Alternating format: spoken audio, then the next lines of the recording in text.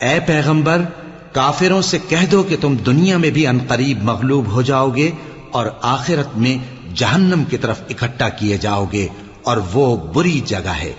तुम्हारे लिए दो गिरोहों में जो जंग बद्र के दिन आपस में भिड़ गए, कुदरत इलाही की अजीम शान निशानी थी।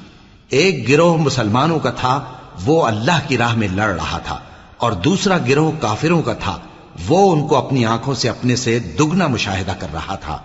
और अल्लाह अपनी नुसरत से जिसको चाहता है मदद देता है। जो अहले बसारत हैं उनके लिए इस वाक़े में बड़ी इबरत है।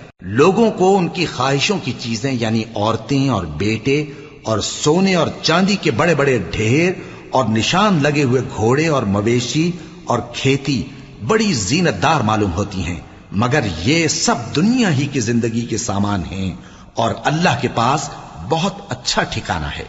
ए पैगंबर, इनसे कहो